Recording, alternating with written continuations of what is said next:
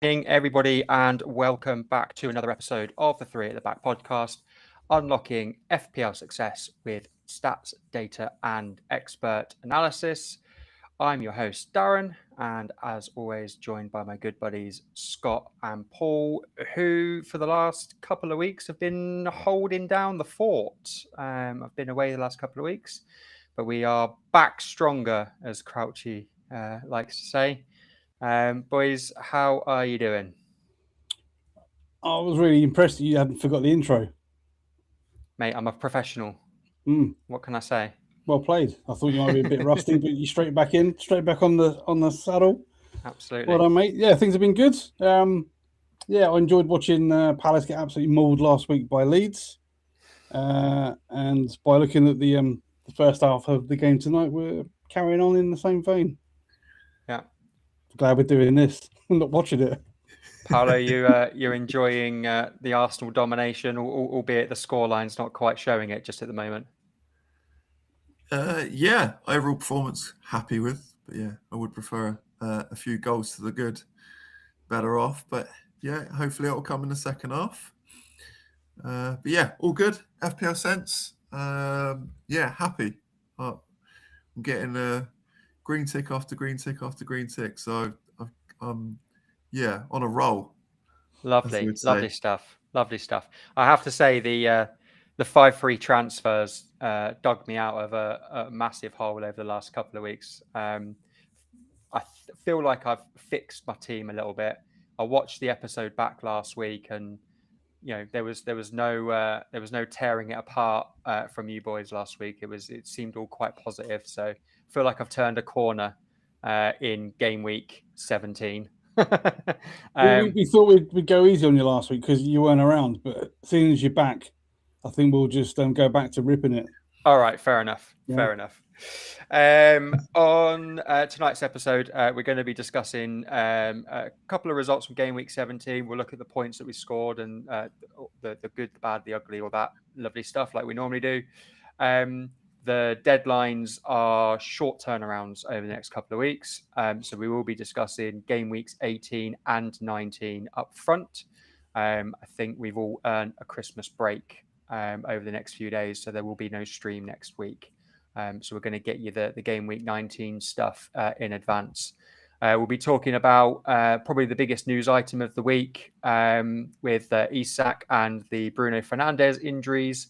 And looking at potential replacements for them, although one is more obvious than the other, I would say. Let's get into it. Let's bring these graphics that Paul so lovingly creates for us every week, and we'll have a little discussion, shall we? So top of the billing, unbeatable Villa. 10 games in the league. Is it unbeaten or 10-game winning streak? 10 wins. 10 wins in a row now. They look mightily impressive. And some are saying maybe have put themselves in the title picture, which seemed a bit unlikely, 6-7 weeks ago. Well, the 10 wins in a row. I've seen quite a lot of Villa. I think I've seen the last 4 matches. They underwhelm me when I watch them. They just seem to be getting the results. Performance-wise, I don't quite know what to make of them. They're scoring goals with seriously low XG chances. Almost every game they're scoring worldies. This week it was Rodgers. A few weeks ago it was Kamara. Matty Cash has got a couple in that run. Just seems unsustainable, but yet they're chugging along and picking up results whilst not playing particularly well, in my view. Yeah, that's the first time they've achieved the 10 consecutive games in a row in 111 years. Wow. So it's historical form, if anything. And outside of Man City, the biggest winning streak, which is theirs, is 21. And other than that, the closest is 12. So Villa are doing extraordinarily well. I'm similar to you, Scott. I do watch them, and at times they look really vulnerable, but then they just keep digging out these results. And it's mainly due to that man in the image there. Morgan Rogers, 10 goal contributions this season. He's the only Englishman in the country to have that so far this season. And again, he looks unplayable at times, especially at the weekend.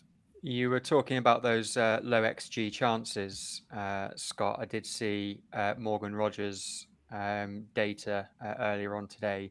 He's on 6 goals for the season, but his XG for the season is like 2.3, something like that. So he's massively overperforming. Yeah, so if you strip out any penalty contributions, it's actually 0.17. His non-penalty XG, which puts him 72nd in the list of XG, which puts him alongside Marshall Monetzi and just ahead of Lyle Foster. Wow. which is some stat, considering that he's now the flavour of the week after his haul at the weekend. But me and Paul discussed last week that some players XG doesn't really apply. Son back in the day used to score goals from really low XG chances, and I guess it's players like Rogers don't accumulate XG because they're not in those positions regularly enough in the box to sort of produce high XG chances. So I guess when he scores, it's always going to be from a low XG opportunity. So I guess he's always going to buck the data. There are certain players that will do that on a regular basis, I guess. Yeah, I mean, I'd be remiss not to mention Reading in an episode. I know they're not a Premier League team. We don't get to talk about them very much on the podcast, but Lewis Wing is definitely one of those types of players as well. I think his XG last year was the entire season. It was like 0.1 or something stupid like that. And he had 11 goals to his name. Every single one of them was a worldie. So yeah, you're absolutely right. There are definitely players out there that have just got that capability to just launch one from 25, 30 yards. And, more often than not, they're backing themselves. That ball's going to go in. Against United was something else. It was a ball that was sprayed across. He sort of brought it under control, but it pushed him wide. And Euro thought he had the beating of him and let him sort of get to it first, but then allowed him to cut inside. And the curling finish was something else. And then the second goal was almost a carbon copy, just a bit closer. Picked up a sort of a bouncing ball and finished it. And that's his second 15-point score back to back. I brought him in about 4 weeks ago, just after the Leeds game where he got 15 points in that game too. He's been a great pickup. But 2 hard fixtures coming up, next 2 games, away to Chelsea and some team from North London they're playing. So yeah, two difficult fixtures for him coming up. So yeah, if people are looking to pick him up, probably the wrong time, although he's going to be brought in by many managers, I think, because of his form. Yeah, I mean, he is one of the top transferred in players for game week 18. You say like Chelsea and Arsenal, obviously, two tough fixtures, and I guess on the ticker that they probably are. But I mean, we saw Chelsea's vulnerabilities against Newcastle from a defensive point of view last week, and Arsenal have failed to keep a clean sheet in a number of weeks now without Gabriel and their kind of defensive injuries. So maybe it's whether they win those games or not is immaterial, but they're definitely capable of getting something out of those games. And in fact, Villa did beat Arsenal earlier in the season with that last minute winner as well. Yeah, Villa have a bit of a hoodoo on Arsenal too, don't they, Paul? Yeah, not my favourite. That's all I'll say on that one. Well, talking of North London teams, Spurs, Liverpool served us up a little bit of entertainment for multiple different reasons. Actually, I think really it was the football game that kind of had everything, didn't it? It had goals, red cards, and unfortunately some major injury news coming out of that game as well, with Isak coming off the bench, scoring, and then immediately being injured as a result of a Mickey van der Ven tackle. the early reports suggest that it's not good. There's lots of suggestion online that it's a lower leg fracture. He's had it operated. I think Liverpool announced yesterday that that's the case. I think it's like a broken ankle plus lower leg break. Yeah, he had an operation on it yesterday, so he'll miss the last chunk of the remaining season. Right. I mean, it could even be a season ender, right? I'd be very surprised if we see him back at all in this Premier League season anyway. Well, he's had a rough time, isn't he? I mean, I don't want to say that that you bring these things upon yourself, but his antics in the summer were pretty poor. He struggled to get fit because he didn't have a pre-season. He's just got himself sort of physically back and ready, and this happens to him. So, all that money that Liverpool splashed out on him, and they virtually haven't used him, and they're going to miss him now for the rest of the season probably. Yeah, which, I mean, one door closes, another opens, isn't it? Ekitike has been a shining light for Liverpool this season, one of their best players. In he comes, has to play because they got other injuries along that front line. Salah's at AFCON. It's a no-brain move. He's going to be firmly a part of the template, isn't he, Ekitike? Yes. which is a bit sad because I should have gone last week and got him in. But he's stuck with Thiago, right? Well, for me, it was a case of stick to the Arsenal double defence because that's how I was funding it, and I thought that the transfer will be more valuable this week, and there's hope that Spurs turn up and shut Liverpool out for the large part, and I think I was level on points because Arsenal did keep the clean sheet with the double defence, and Ekitike scored. I think I was level, so didn't lose or gain anything, but it's just the bandwagon now, isn't it? I lost 0.2 in the value because everyone's jumped on him since then. Yeah, no, fair enough. I think, Ekitike probably is the essential transfer this week. If you haven't done it already, I think the price rises have already started coming in.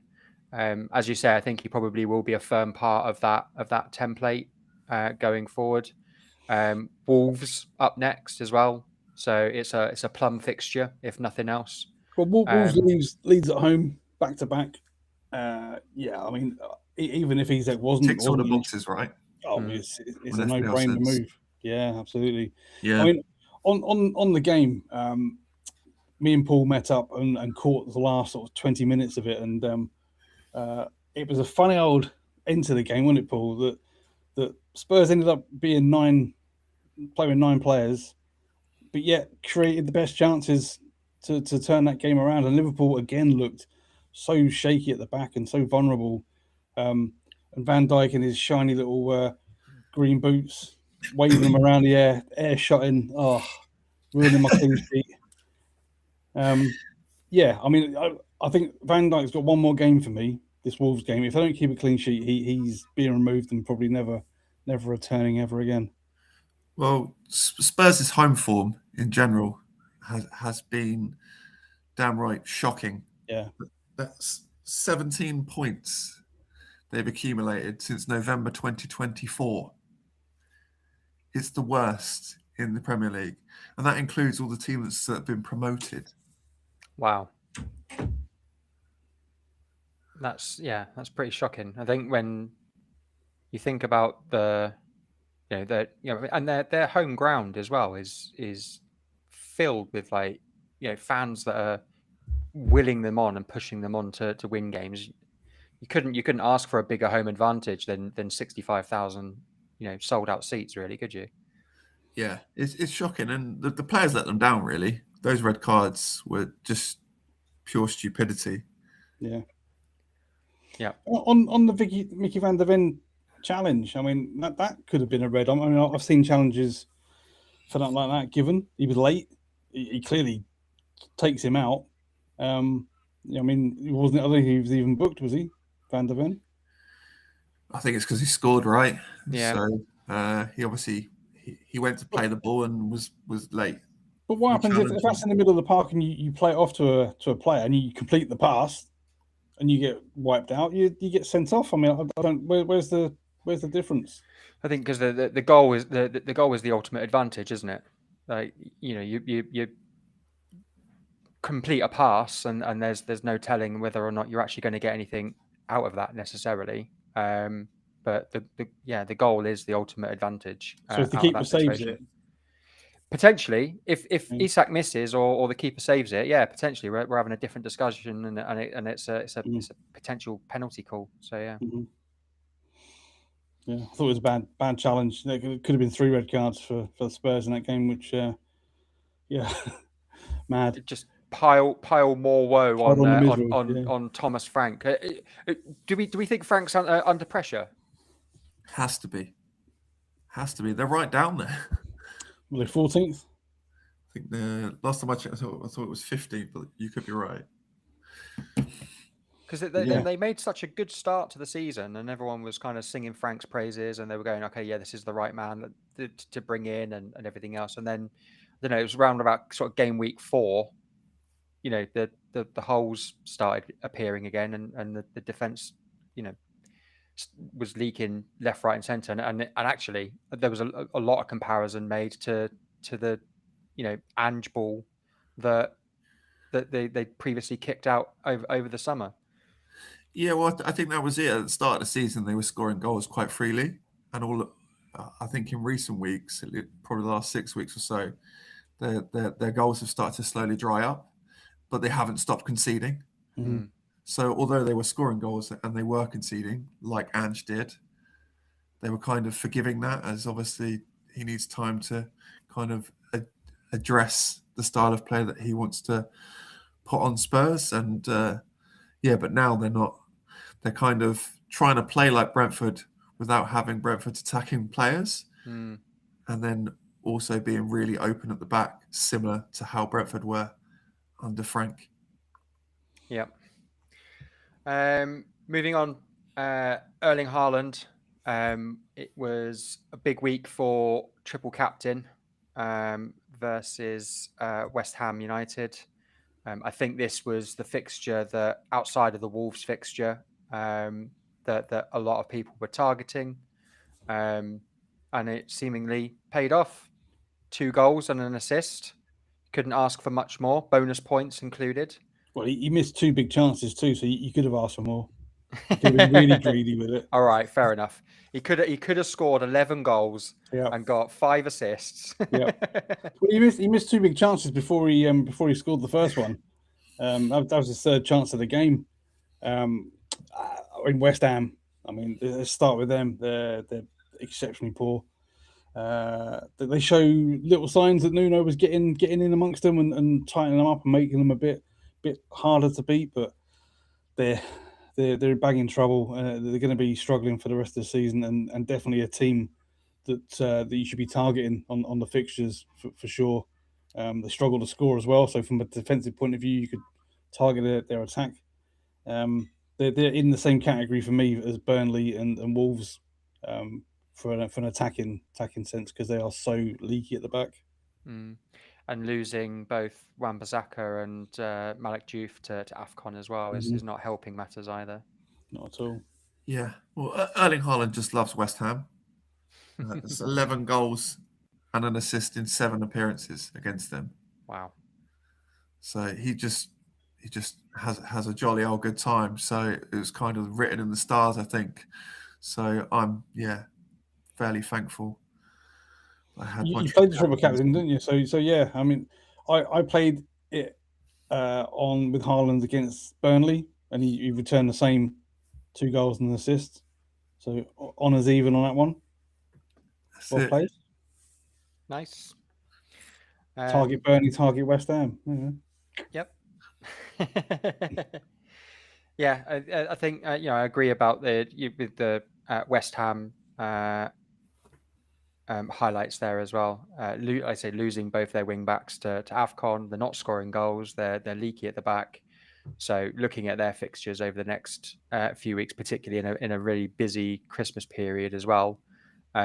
If you've got free transfers left to use from your AFCON pickup, we're moving into that period of time now.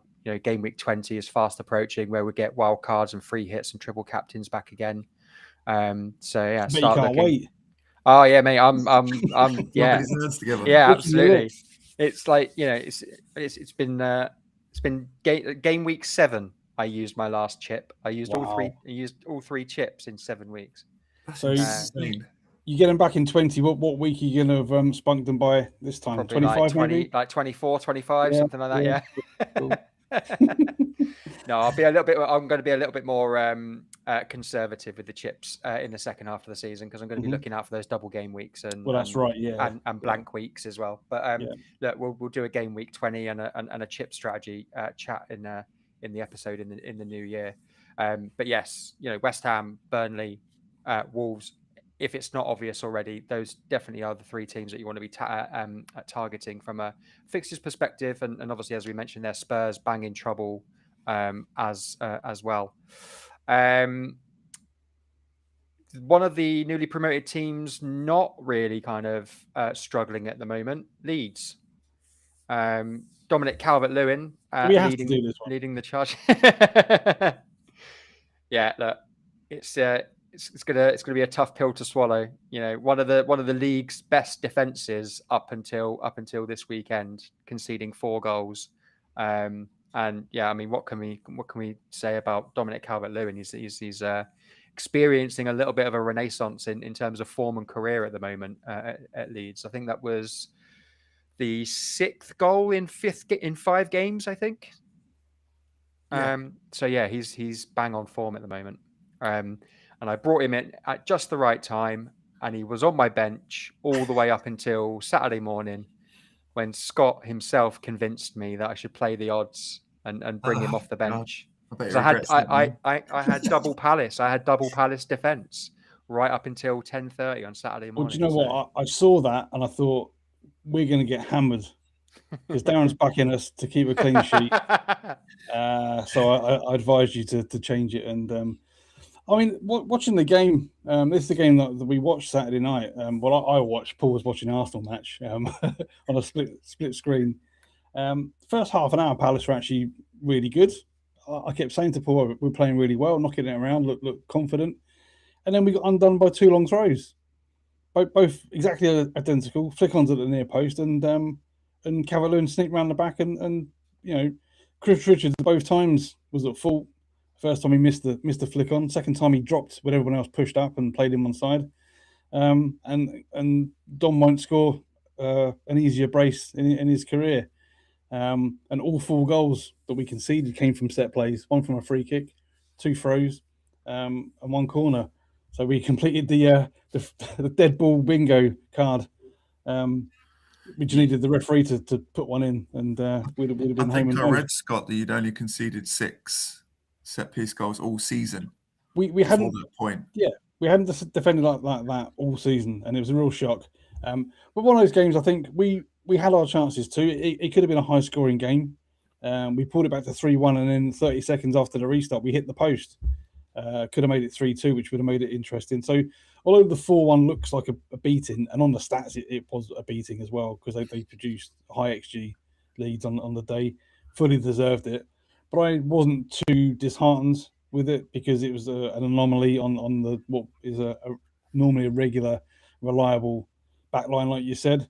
Yeah, we go again, and yeah, I hope Arsenal haven't scored tonight. No, not yet.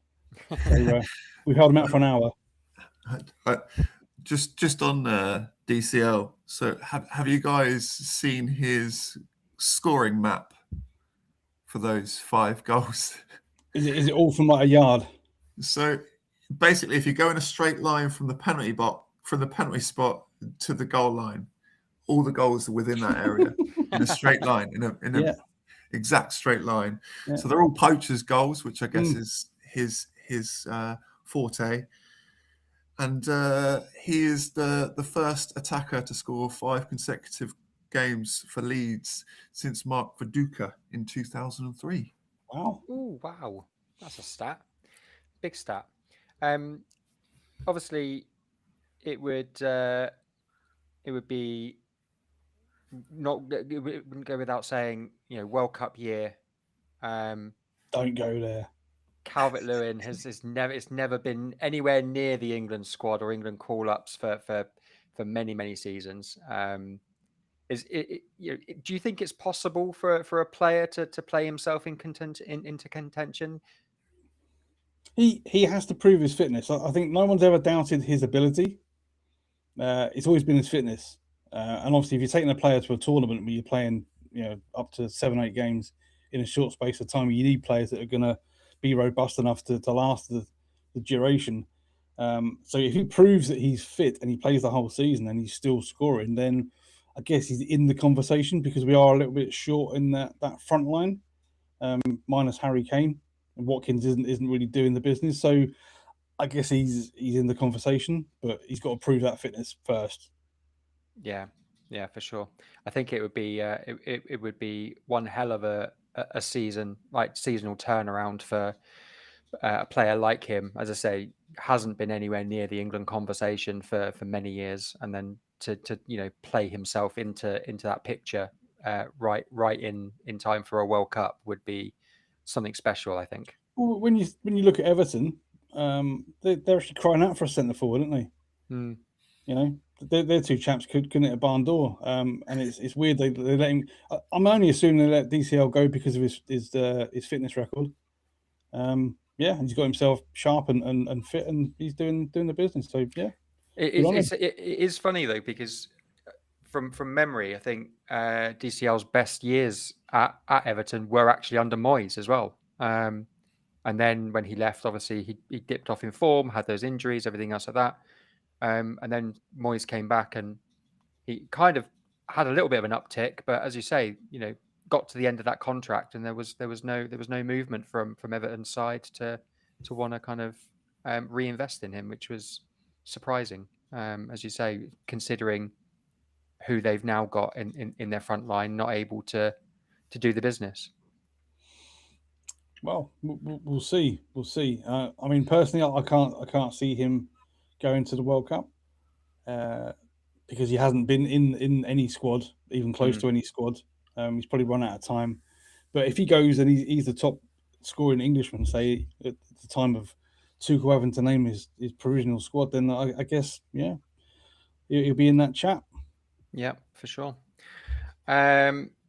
Newcastle Chelsea was the early kickoff on Saturday. Again, a little bit like the Liverpool Spurs game, actually.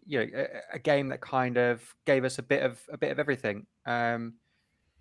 Goals for both sides. Bit of a comeback from Chelsea in many respects. Lots of blood and thunder challenges from Chelsea, risking another red card. It was a good all-round performance, I think, from both sides, and I think Newcastle will definitely be disappointed not to be walking away with the 3 points, having been 2-0 up in that game. I mean, as you say, definitely a game of two halves for sure. 2-0 up at the break, and then to surrender that lead. 2 goals from Nick Voltemada, making up for his calamity in the Time Weird derby. Interesting thing that I kind of noticed in that game, Reece James being moved into kind of a holding mid kind of role, which I kind of like for him, actually. I think it's a good little place for him. I think he's played there when he's played for Chelsea this season. That's where he's been deployed. I don't think he's played many games at right back. I think Maresca came out early in the season and said that he just can't do it.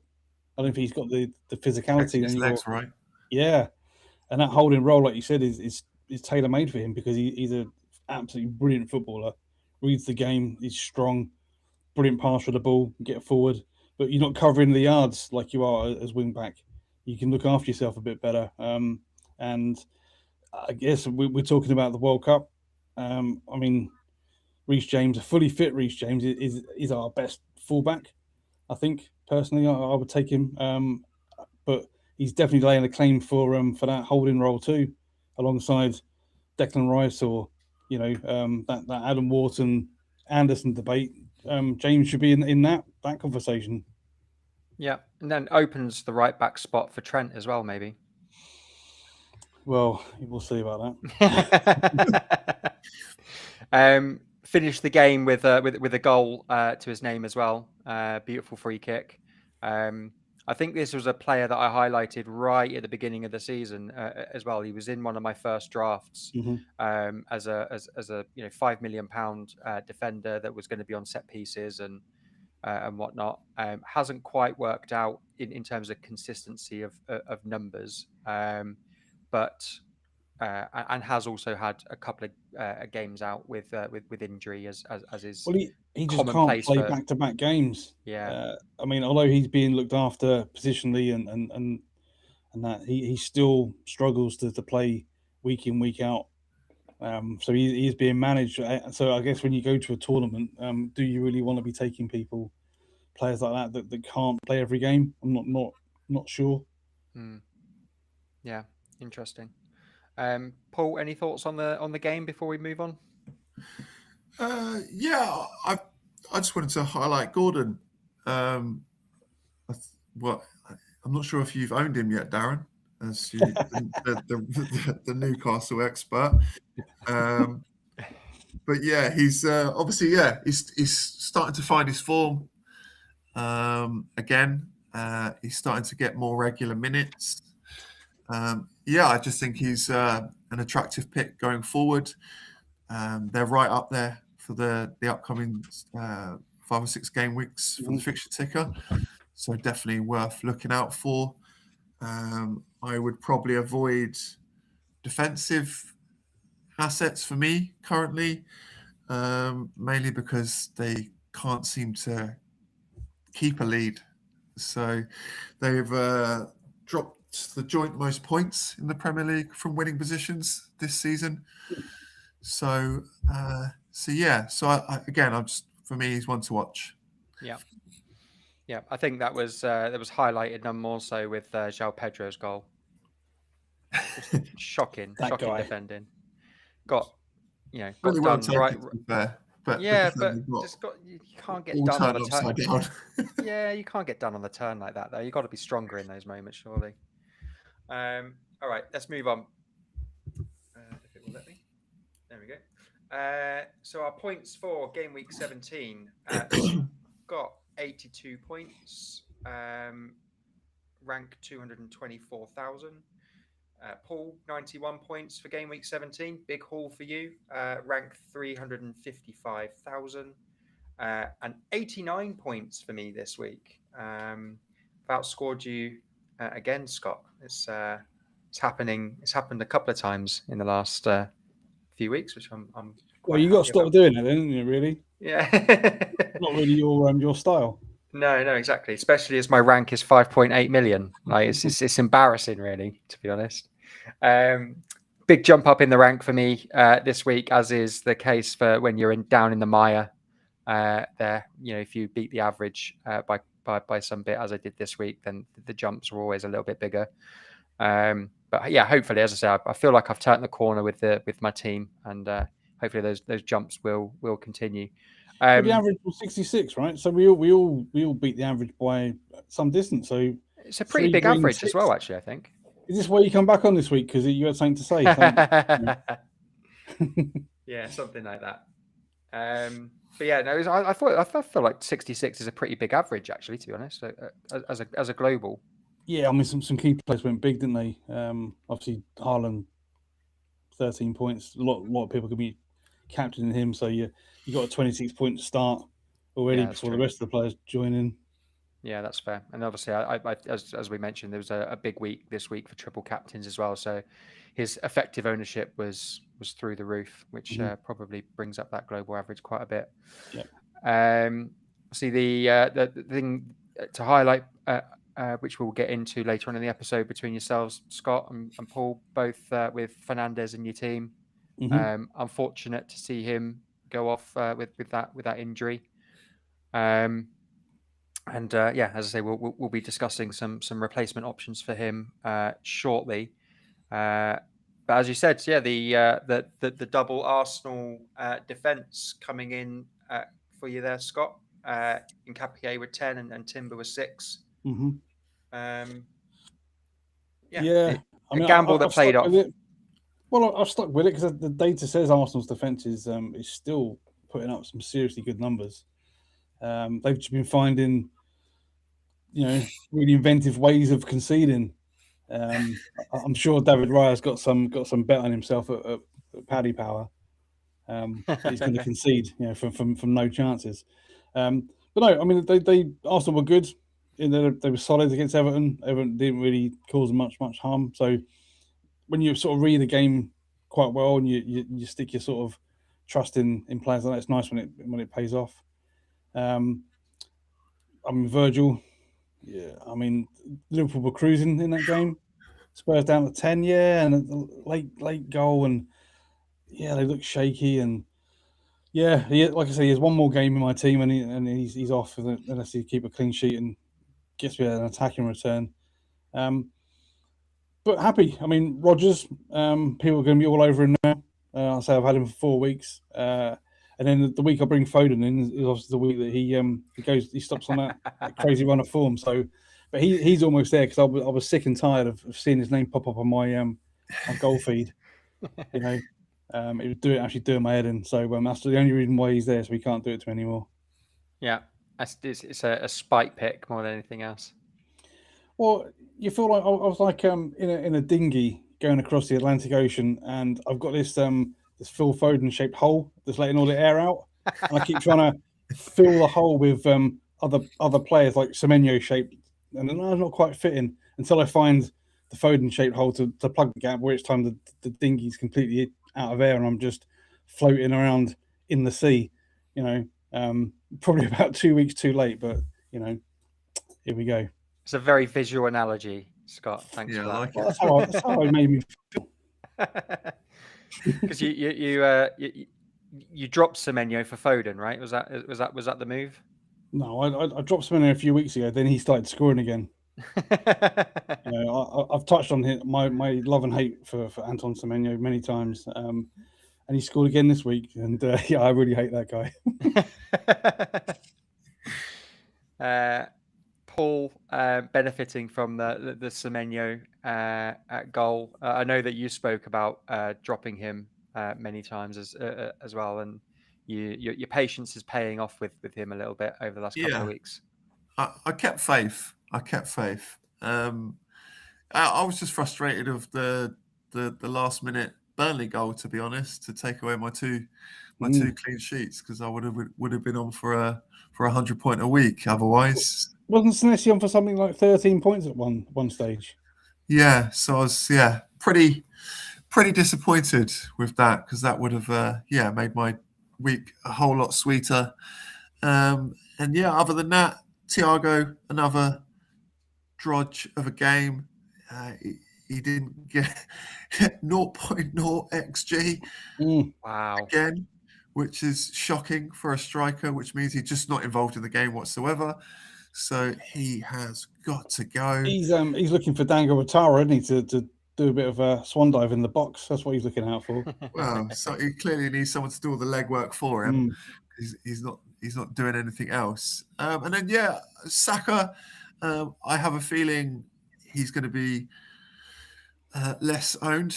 I think people are going to be moving off him because of Arsenal's fixtures getting a bit trickier. So I think I'm going to keep hold of him because, again, underlying stats-wise, he is right up there. And, again, pretty unlucky not to get something of a return. So I think, again, those returns will be coming. So I'm going to probably stick with him going forward. Yep. Notice that he has been taking a leaf out of Bruno Guimaraes' book for corners over the last couple of weeks. He loves trying to whip it into that near post and trying to score. Almost worked against Everton as well. That's it, Billy. Learning from the best. I think, like I said, for myself, covered myself a little bit right at the beginning of this slide, obviously with the Calvert-Lewin switch off of the bench. The other kind of, I guess, inspired move from that was switching down from a 4 at the back and bringing in Ballard as well, because again he was also on my bench right up until the last minute, and it was a nice 9 point haul for him as well. Bruno G is very quickly running out of time though for me. I think I've squeezed the juice out of him as much as I possibly can over the last 7 or 8 weeks. He's done good. He's had 3 double figure hauls over those 7 or 8 weeks, but I've just noticed a bit more of a tactical shift as well, which has seen Voltemada a little bit more involved in the goals side of things, and Bruno's kind of dipped off a little bit more. So yeah, we're going to have to monitor that over the next week. He was always massively overperforming that XG. Yeah, I mean, if XG is a measure you go by, then that performance drop off was always gonna happen with him. Well, with Bruno specifically, it was more eye test stuff. If I'm honest, I found that he was like in and around the 18-yard box like quite often, and he was almost playing off of Voltemada a lot. But it feels like now that Gordon's come back into the squad in a bit more of an intentional way, the play now is to get it out wide into Gordon specifically, and he's whipping it into Voltemada from much deeper areas, which is kind of keeping Bruno out of the game a little bit. I think prior to Gordon coming back, the build-up was a lot more patient, and it was getting into the box with like shorter passing and compressing the game, which allowed then Bruno to be up and in and around the edge of the box, whereas currently he's a lot further away from those attacking plays with Gordon kind of whipping it in from the wider areas. Because Gordon's seriously fast, isn't he? You got to use his asset. So I guess that stretches the play, which is the idea of having Gordon. And I guess Bruno G's being left just holding that midfield position, I guess, and maybe box crashing if the play is held up on the edge of the box. Yeah, exactly that. Okay, well, that's our game week 17 points, teams, little count back and whatnot. Let's get into some game week 18 and 19 stuff. As you see here, the fixture ticker. So Newcastle, West Ham, Everton, Liverpool, and Manchester United are the top 5 teams at the top of that fixture ticker. Each of them having a combination of Wolves, Burnley, and Leeds across their next 5 games. And Foden, Rodgers, Haaland, Calvert-Lewin would have been Bruno Fernandes as the top 5 players to look out for or back. But as we now know that Fernandes is down with that injury. So just go on again for your records. I just wanted to add this in here. So this is the ICT index ranking, and again just for the run-of-the-mill FPL players, really just to kind of use as kind of a guide.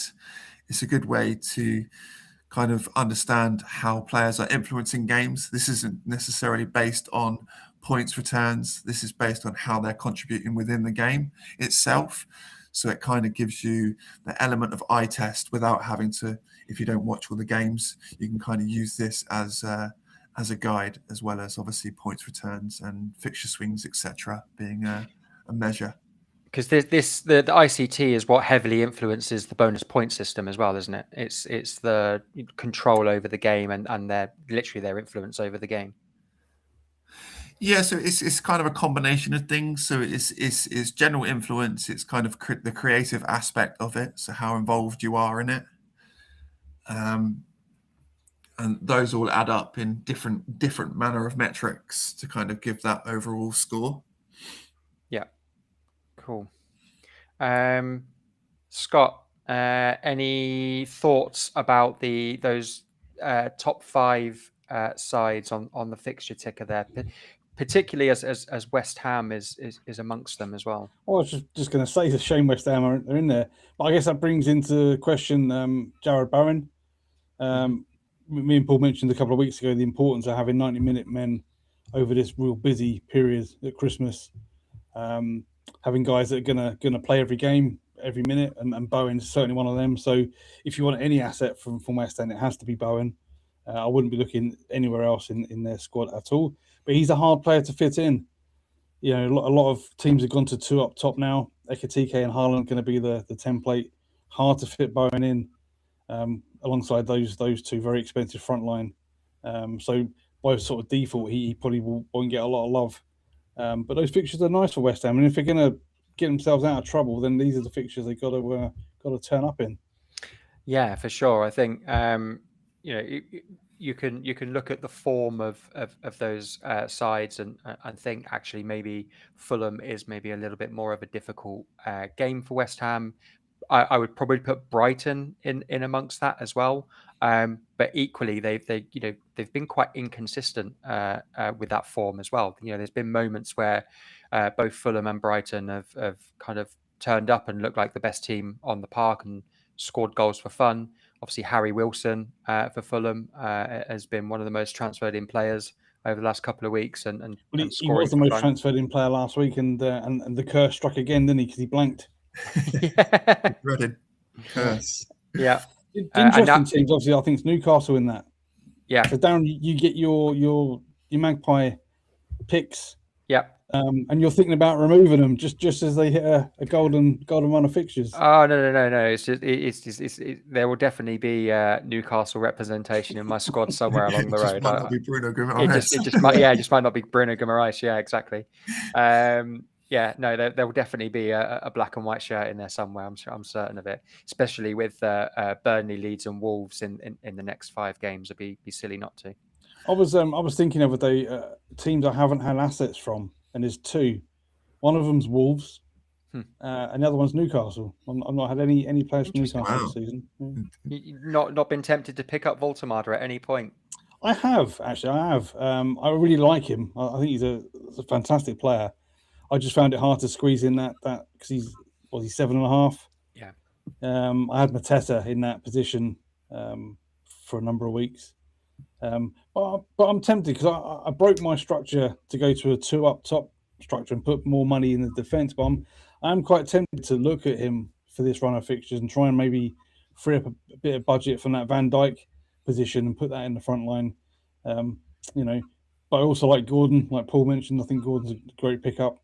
We'll discuss the midfield replacement soon, but yeah, Newcastle suddenly become an interesting team to look at. I guess also worth mentioning with you obviously looking to downgrade Van Dijk. Everton defensively, solid.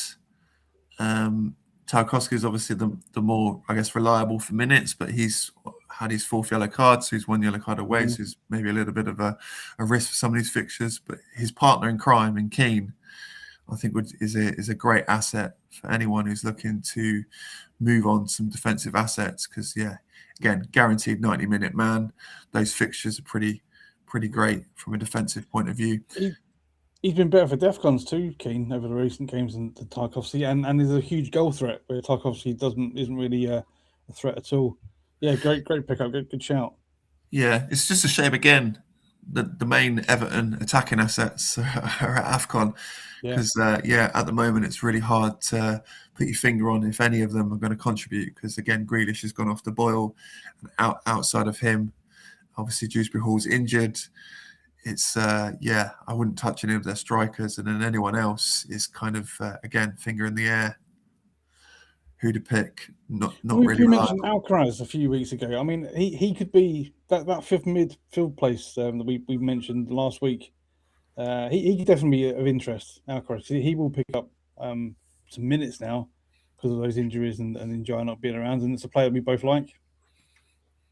I was just going to say I wanted to revisit that because it was a pickup that you mentioned maybe 4 or 5 episodes ago. You were kind of doing your AFCON planning really in advance because you wanted to take advantage of those 5 free transfers in a way of like not getting necessarily rid of loads of AFCON assets all at the same time. You were kind of incrementally planning for it. And Alcaraz was one of those players that came up. I caught a little bit of what he did against Arsenal. Seemed to pick up some decent positions. I think he hit the bar as well in the was it the might have been the League Cup or the midweek game. But yeah, he's definitely picking up some nice positions in and around that number 10 area. So yeah, not a bad Yeah, shout. he's a talented player, and I think he's only valued at 5.2. So if you had a Dewsbury Hall, he's obviously going to miss a while with that injury. I wouldn't be too afraid to go sideways to his teammate and get him in for a few games. Nothing to lose at 5.2 mil. No, Yeah, he started 3 of the last 4 games, and he's played at least 70 minutes per game. Yeah. So yeah, possible. But again, and he's got 1 return in those 4 games as well. So that's again not awful. Nice. You can only imagine that he'll probably be a 90-minute man now with Njai and Dewsbury Hall out. It's, and as you say, Grealish not really kind of pulling up trees the last few weeks either. Okay. Any other team there worth kind of mentioning or highlighting? I suppose actually Manchester United, Wolves, Leeds, Burnley, triple header. Probably the worst time for Fernandez to go down injured. Actually, the worst. I mean, when we come on to our midfield chat, yeah, it's an obvious replacement in my view, but I won't completely give the game away. Fair enough. Yeah, and again, just to reiterate, I guess before we move on, similar to what you said at the beginning of the episode, make sure everyone uses all remaining chips before game week 19. Otherwise, you will lose them.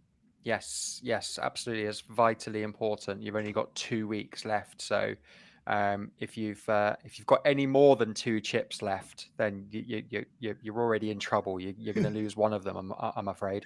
I think we were talking in our community group chat. One of our members there.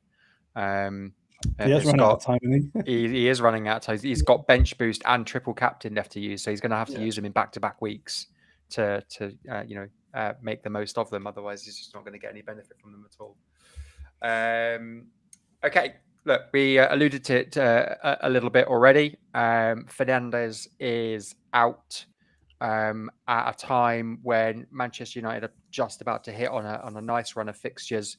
Of course, outside of that Man City Arsenal doubleheader in 22 and 23, but the games running into that are pretty nice on paper. So we've put together 4 midfielders for us to look at as a direct replacement for Fernandez. I believe all of them are cheaper than Fernandez currently. Yeah. So it would put money in the bank for you as well.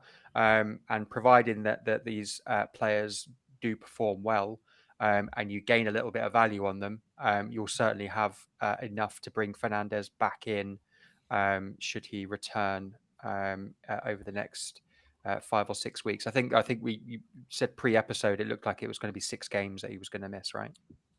Yeah, I don't think it's official from the club yet, but there was something floating around socials that he hoping to be back by Jan 17th, which basically means he misses six games, which is all the busy run. Again, me and Paul highlighted the importance of 90-minute men, and Bruno was the example we used because he is that guy. I mean, I got some stats here from his time at United. Since he joined in Jan 2020, United have played 221 Premier League games, and Bruno has played 212 of those games. He's only missed 9 matches. 2 of those he was rested before important European games. 4 of them he was suspended. So he's missed 3 through illness and injury in all that time. Wow, that's crazy. You know, the guy has like Wolverine style powers of recovery, doesn't he? You know, and I wouldn't be surprised if that prognosis of the 17th of Jan is brought forward and he only misses a couple of games. So there is, I guess, a possibility that you could keep him on the bench to save yourself a transfer down the line. But I guess his value is such that you're probably best to sell and reinvest it somewhere, but have a plan to get him back in because I think United are on the up in terms of performances. They look better. They're very flowing at both ends of the pitch, good going forward and wide open at the back, which is fantastic to watch as a neutral. But I think he's one of the most important players in the game, Bruno Fernandes. I think he's a joy to watch. I love watching him. Apart from his antics when he's chasing the ref, but he's the sort of guy you want in your team, right? If you imagine if you're a teammate of his, I would find him quite inspiring to play alongside him because he's so passionate and will be a big miss. So, we got Cunha listed there. My question to you boys is that he's the obvious replacement in your team for Bruno, but without Bruno in that team, does that make Cunha more interesting because he'll probably pick up dead ball situations? But from a playing perspective, United are certainly weaker without Bruno. How do you see it playing out? For me, I think they are obviously definitely a much weaker side without him in the middle pulling the strings, and I do have my concerns about that as an overall attacking output for Man United. And for me, Cunha so far, well, to be honest, Cunha in his whole career is very much a player that goes in and out of form, and also in and out of games. He can not have a touch and then all of a sudden score a worldie and then be one of the best players on the pitch for the next half an hour. Mm-hmm. He's a strange player to get my head around, to be honest, because he has all the he's talent very in the world. streaky, isn't he? Very, very streaky, like you said. His returns come in clutches, but he has so many shots. I mean, he shoots from everywhere on the pitch, which is what you want, I guess, in FPL, because more shots should equal more returns. They should do. They should do. Sometimes I just don't think his decision making is there, and I think that's kind of what lets him down overall. Yeah. So you're talking about him being a streaky player and points come in bunches. So since game week 15, 5 points versus Wolves, 8 points versus Bournemouth, 9 points versus Villa, with Newcastle, Wolves, Leeds, and Burnley in the next 4.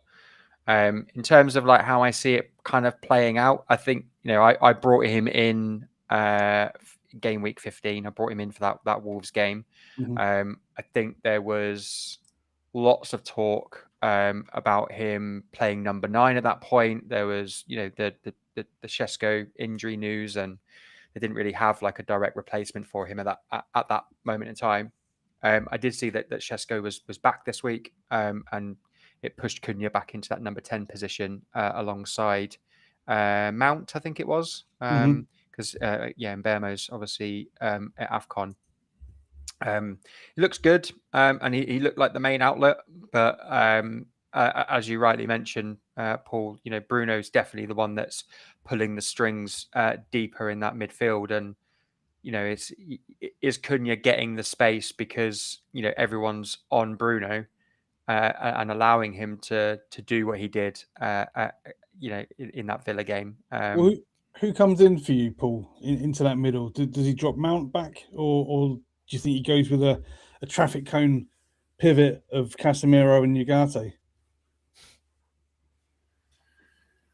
It's a tough one because obviously because Mainoo's also injured, I should add.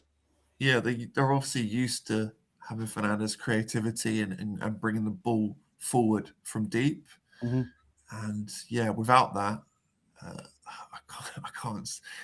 I see them struggling with Ugarte and Casemiro side by side. So it would kind of put pressure on Mount. But again, that's kind of putting Mount in a position where, again, he's not best suited because, again, he's not the most mobile guy and he hasn't got the kind of vision and ball ability that Fernandes has. So this is why Fernandes is playing there, right? We will scratch our heads and say, ask why he plays in that deeper role as opposed to 10. But this is obviously why, because Amrin obviously doesn't fancy playing Ugarte and Casemiro in there because neither of them can run. Neither of them have got any sort of. I mean, Casemiro can pass the ball, I guess, but Ugarte is terrible on the ball. So I think they'll struggle, like you said, to create. I just think when Cunha gets the ball, he moves the ball, carries the ball so well that he creates chances out of nothing a lot of the time. And I guess if you're looking to draft him in, those fixtures are the reason why. Until you get to City, Arsenal back to back, that's when you obviously jump off him because you won't want to hold him for those games. But that run of games, even the Newcastle game, because they're struggling defensively too. That run of 4 is pretty nice. And when we get onto our team reveals at the end, you'll see that Cunha's already in. Yeah, I think you're right. I think for the next 4 games at least, for me the switch from Fernandes to Cunha makes sense. I'm someone that hasn't had Fernandes at all really this season. I've paid for it in many ways with the rank and the way that I've lost out on a lot of the benefits of Fernandes pulling those strings at United, but Cunha felt like the right guy to bring in against that first fixture against Wolves, and it's paid off so far. I think incrementally his points have been going up, and his involvement in the game has been becoming more and more. I just hope that the loss of Bruno doesn't impact him too much, or if anything, does he pick it up, put it on his back, and carry it for the next five or six games. This is what I see. When he was at Wolves, he was the talisman. He was their star man. Everything went through him, and he took everything. I mean, he overperformed his numbers. He took it a little bit too far with his antics, his red cards. I think just he was the man when he for every occasion. But do you see him on penalties now, Paul? Because I know Sesko's got a very decent. I think Sesko's got 11 from 11 in his career. Do you think Cunha takes spot kits, or do you think Sesko takes them? I would have thought Cunha would take them for his experience. I think experience is pretty important when the pressure's on, and yeah, they're going to look to someone to rely on, and I guess Cunha will have to take that on his shoulders while Fernandes is out and there's no Mbeumo. You wouldn't be surprised though. You wouldn't be surprised if it was Sesko that stepped up and. Oh no, definitely not. Obviously, he's a striker, so he's going to want to take them, right? I think he's kind of like he could even use those moments and opportunities to gain a bit of confidence, a bit of goal scoring confidence as well. Like he's not hit the ground running like most people thought that he would in the Premier League either, and much in the way that Gyökeres is struggled for goals. Coming into the league as well. I think give them the opportunity to step up and take a penalty and build some goal scoring confidence. They'll take it all day long. Indeed. There's a couple of other players that we should mention as well. Although it probably goes without saying that Foden and Rodgers are probably already in a vast majority of people's squads. So let's talk a little bit about Anthony Gordon's potential. As we mentioned, they're probably the key figure outside of Voltemada for Newcastle in that game against Chelsea. His minutes have increased incrementally as well over the last 4 or 5 game weeks. Paul, to answer your question earlier, I have owned him at one point in the season. I brought him in almost immediately after he returned from his first injury. You did, you bigged him up. I remember you bigging him up very hard on an episode, and then you went on a run of like 6 games where you wouldn't even know he was on the pitch. Yeah. So it was one of those ones where it was just kind of maybe brought him in a bit too early. I think he was still carrying a little bit of a niggle and recovering from the first injury, which potentially was the reason why he went down again and was out for a couple of weeks. But it feels like he's back now. He's 70-80 minutes minimum at the moment. He's being swapped out later and later in the games, and we're starting to see a bit more of a returns and impact from him as well. 2 goals scored, 2 assists. His XGA matches that as well, so he's kind of matching his data, which means that his performance and his output is sustainable to some degree. And it just looks like the outlet for Newcastle at the moment. And tactically, it seems to have completely changed the way that Newcastle build up and get that ball into Voltemada now as well. So if I am gonna make a Bruno switch, it's probably going to be Bruno G for Anthony G rather than Bruno Fernandes. It's just his minutes for me. I sort of have this thing in the back of my head that he can't play 4 games in quick succession. He'll get benched in one of those games for sure, or he'll have an early sub in one of them just to preserve him, because he is all action and high energy. I guess the way his style of play doesn't suit playing large amounts of games in short turnarounds. But he definitely interests me with those runner fixtures because they are very nice, aren't they? Well, yeah, I mean, we've mentioned several times on the pod about Burnley's away form. We're talking about game week 18 and 19 in this episode. So it'd be good to highlight that Newcastle against Burnley away in 19, and if Gordon puts up similar sort of numbers to what he did against Chelsea against that Burnley side, Voltemada could be in for a hatful, and Gordon will be the one putting it on the plate, I imagine. But as you mentioned, that Palace, Leeds, Wolves, and Villa there at the end of that fixture ticker, and again, Palace defensively was their worst performance against Leeds, but I don't know, maybe it could happen again against Newcastle as well. Yeah, we haven't got a very good record at St James's. They are one of those sides that tend to rip into us a wee bit. But yeah, I mean, Paul, you mentioned some doubts about Cunha. Who's your number one bring in for your Bruno replacement? Again, my pick is purely based on form. I couldn't look past Rodgers for now. I am tempted by those Newcastle fixtures, but outside of Gordon, none of those other midfielders in the Newcastle midfield are attractive to me. Again, then their minutes are even less guaranteed than his, because at least he's on form. Yeah. So that's a tough one. Yeah, and just Rodgers. Yeah, Rodgers' undeniable form. Villa have been great. All those next 2 fixtures look probably tough on paper. They've already got one over on Arsenal. Chelsea defensively have been a bit shaky in recent weeks. And then, even the fixtures after that look all right as well. So, I don't have any doubts over him, I guess, short to long term, if Villa can continue their form. Yeah. I've just got 2 other mentions quick. I think Declan Rice is a good pickup. I see him as a solid pick if you're playing a 5-man midfield. You just pick Rice and let him just tick along, because he'll score points sort of randomly. So you just leave him in your team to tick along. And I think the Liverpool fixtures, I think they were 4th on that ticker.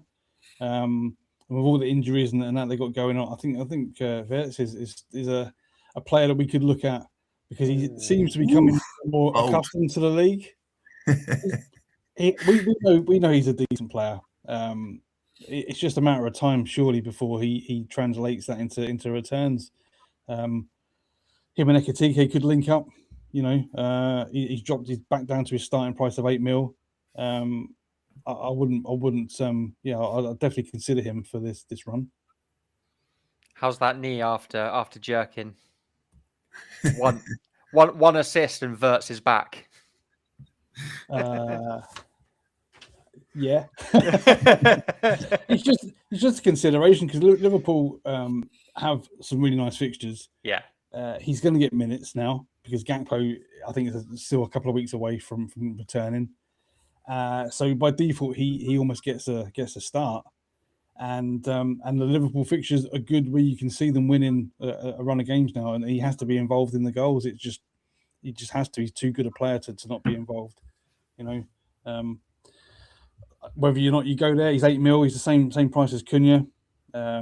He's more expensive than Gordon and Rodgers, so it is a risk, but I think one that you could take, and it might pay off.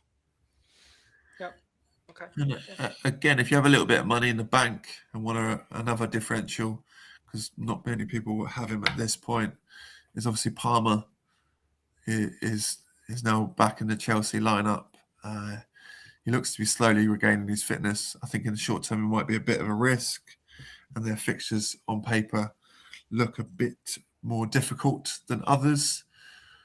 But again, we know what Palmer can do on his day. So again, if you've got some money in the bank and want to do a bit of a risky punt, then he could be someone to look at.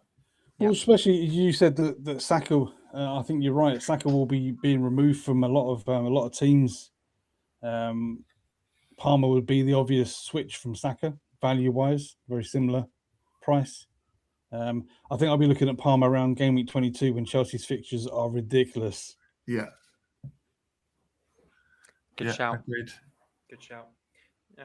Okay, that's the Fernandez replacements. I think covered off. Let's get into game week 18-19 team previews. Obviously, we're only able to show you the game week 18 lineups, but we will get Scott to talk through his game week 19 options as well. But game week 18, as it currently stands, Dubravka in goal, Hincapié, Alderete, Virgil, and O'Reilly in a back four.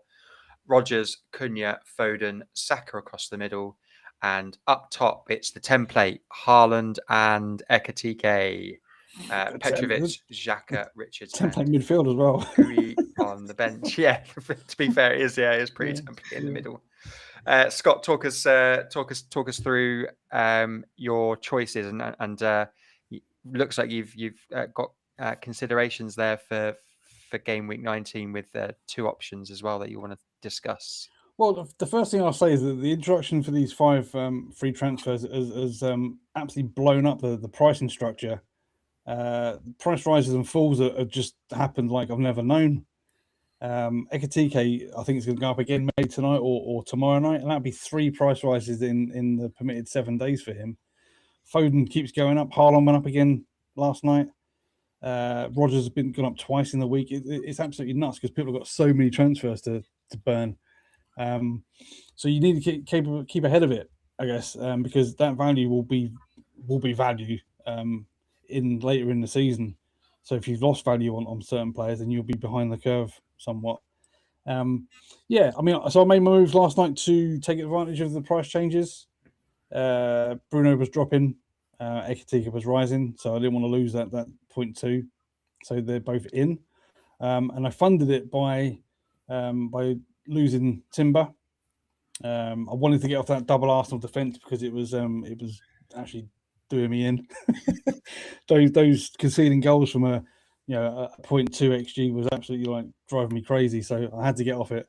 And then Hincapié missed out tonight in the game with a knock. Apparently, I'm not sure how bad that is. So he might miss the game at the weekend. And Gabriel is soon to return. So I've left a bit of money in the bank.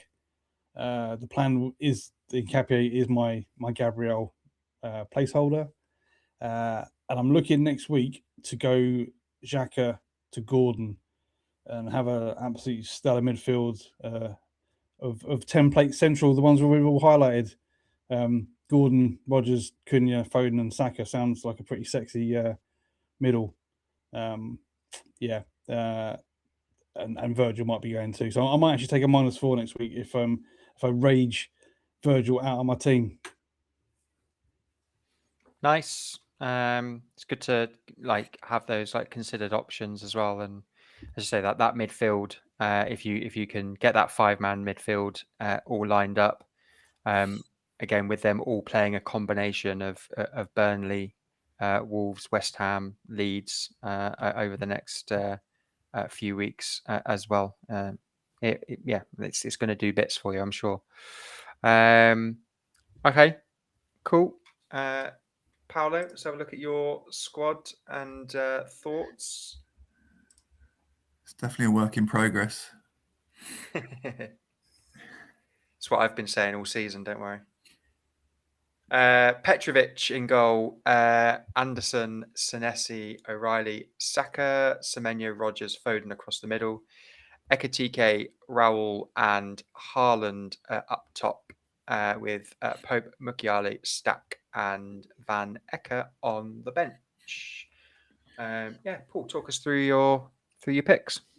Yeah, so for me, obviously, Fernandes out injured, obvious person to replace. Thiago, again, has been anonymous for weeks now, and he's just got to go. He's just got to be gone, chopping Binned. block, well and truly shined up, ready for him. So yeah, again, bit template, but Ekatike seems like the main man, and I can't ignore the Wolves fixture coming up, and then the Leeds game after that. Both teams concede chances, and yeah, that's the main reason for that one. So obviously using the Fernandes money to upgrade the forward line, and then Rogers as well. Again, individual form's been excellent. Villa's form's been excellent.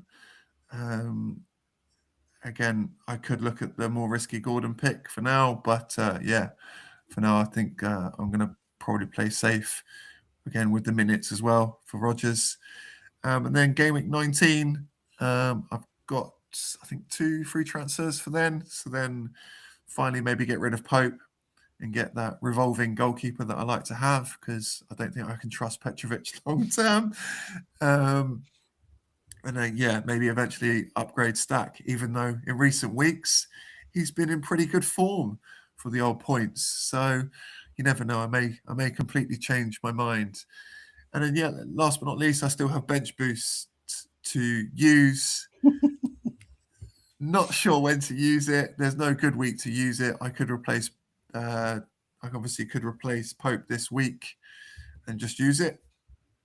I'm playing goalkeeper, or again just use it next week for game week 19. But again, the fixtures, they never align perfectly, do they? I'm going to have teams playing each other, and some defenders playing harder teams, etc., that I wouldn't normally want them to be on a bench boost for, but it's got to be used. So just on that, do you know why Van Heckel missed out of the weekend? Illness is what I was hearing. Okay. So he doesn't become a problem. Someone you got to remove. I don't think so. He's still got the yellow flag, but yeah, I don't think so in the short term. Hopefully, okay. Fair enough. Just Christmas cold. Yeah. Fair enough. If you did replace Pope this week, your confidence in the rest of your bench, if you did do bench boost, like is there value? Because obviously Mukiele against Leeds, Stack against Sunderland. I guess that's the positive. Obviously, the two bench players there are playing each other. Yeah. And they're not in. I haven't got any others in my starting lineup, so that would be, I guess, a positive. But yeah, obviously, I don't really fancy Van Hecke against Arsenal. So yeah, it's a tough one. Again, even next week, I'm going to have similar problems, because I'm sure I'll have players on the bench playing Man City or something from memory. So it's not going to be. For me, bench boost is throw away. So I'll just be happy to get it gone and get whatever points I get in the bag. Yeah, I just wonder if that Leeds Sunderland fixture is better. Yeah, I'm definitely tempted by it. I think I'll probably I'll double check what 19 looks like based on what transfers I think I would make for Stack, and because that's obviously ultimate decision, depending on who I bring in for Stack, and Pope might make that bench boost a bit nicer for 19. Yeah, fair enough. Good shout, mate. And then finally, my team for 18, and then I got some thoughts on stuff for 19 as well. So Raya in goal, Gay, Frimpong, and Senesi in a back three. Harry Wilson, Foden, Cherky, and Cunha across the middle, and Haaland, Watkins, and Calvert-Lewin up top, with Dubravka, Ballard, Bruno G, and Cash on the bench. Ditched Enzo and Lacroix this week, so I've brought in Frimpong against Wolves.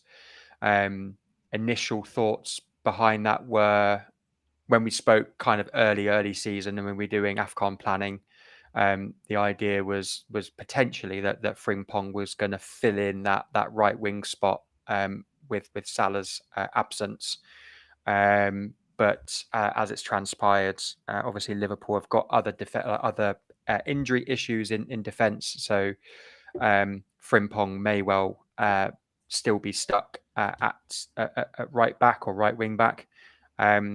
I still fancy, obviously, the clean sheet opportunity there against Wolves. And I still think like he's probably got an attacking return in him from right wing back as well. He's a pacey, rangy type player. So yeah, there was considered thoughts into bringing him in. And Is obviously, is he flagged because he came on against Tottenham and went off? Is he flagged? no, I think that was game management from Slot, and he was then heavily criticised for that because obviously, as you mentioned earlier in the stream, that Liverpool completely collapsed in that last 10-15 minutes. Spurs could have quite easily got something out of that game, even with 10 or 9 men. So I've read a lot. It was a game management decision from Slot that just didn't pay off. But do you think that that bodes well for Frimpong's minutes moving forward?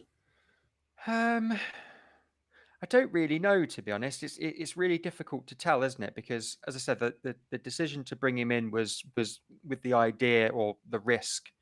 I was taking a bit of a risk that he might play that right wing slot. But as I said, with injuries to what's the other right back that's so you've down? got Gomez is out. Bradley Gomez is out. Yes, is touch and go. Yeah. Szoboszlai is suspended. Yeah. So you think if Frimpong must play at right back because they've got no one else. I mean, Curtis Jones can play there, but you suspect that Frimpong would fit in there. Yeah. So so the idea was the right wing initially, but now it does look more like he will play right wing back. I'm not concerned about him being brought off. I think, as I said, that was a game management thing. Minutes wise, I mean, if he's not getting the minutes at right back, then who else is? I mean, I said you said Curtis Jones could play there, but they're running out of options with Bradley and Gomez and Szoboszlai unavailable. They left a certain Trent Alexander leave, didn't they? On a £10 million deal. He'd have been perfect. Yeah. It's a shame, isn't it? It's almost it's almost like they let a world class asset go. Almost. Yeah. Replaced him with Curtis Jones. Yeah. And then just thoughts in general going into game week 19 as well. So it's about targeting those lower down the league teams and looking at the form of those teams as well. My captaincy is on Wilson at the moment against West Ham, although he is yellow flagged currently. So I'm going to be keeping my eye on that over the next couple of days to see what happens. And then game week 19, it will almost certainly be switched over to Cunha for that Wolves fixture. So you're swerving the big hype Ekitike. I am, but that's more because I can't really afford it at the moment. I haven't got any free transfers left, so if I was going to do Watkins to Ekitike, then I'd have to take a -4. Mm-hmm. Whether or not that makes sense with the Wolves fixture in play, possibly. But then I'm also kind of backing Watkins a little bit because I'm seeing little bits from him, particularly on this run that Villa are on. That he's due a couple of goals, I think, and I'd hate to miss out on hate to miss out on that. Would have been interesting because you always play the game your way, which is always really nice to see. You don't buy into these hype trains and things, which is lovely, really. So it'd be interesting to see the matchups in the next couple of weeks between Watkins and Ekitike. And I hope Watkins starts to score because I think he needs a bit of return form and confidence to push his name forward for that England place on the in the World Cup. And I think Watkins is a quality player. I enjoyed watching him play, and I'm a bit surprised that his form this season just dropped off out of nowhere, really. But good luck, Daz. He's going against the crowd as always. I tend to agree. I quite like it. So it is a differential pick, but I think for the game we kind of need some of these strikers to start picking up the points, because then it obviously adds questions and will mean that some of our players will have to move a bit further away from the template midfield that has currently been created, and just makes FPL, I guess, more interesting. Yeah, more long term if we have those options, those choices to be made. And unfortunately, at the moment, outside of DCL and obviously Thiago with his penalty hauls at the start of the season, there's no other real striker that's contributing anywhere near to the level that Haaland or any of the midfielders are. It promised so much at the beginning of the season as well. When we were looking, we go back to episode 1 of in the summer transfer window as well, even kind of pre-season, and we were talking about like the potential of like Isak being at Liverpool, Gyökeres being at Arsenal, Šeško being at United, Haaland doing Haaland things. Watkins was coming off the back of a great season last year, potentially looking to carry that on as well.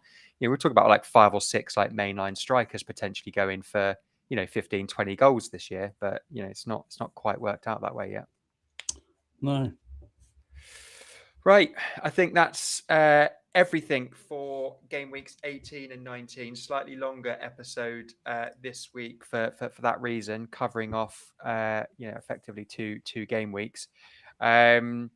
Let us know down in the comments your picks for game week 18-19. Ask us some questions as well. If you're after any advice, we've got one of the best players in the world as part of the stream. So please do get your questions down in the comments for that, and we will get some responses back to you.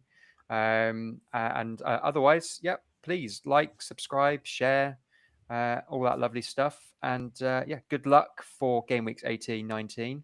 And Merry Christmas, everybody. And we will see you in the new year. Indeed. Bye-bye. Catch you later, boys. Bye.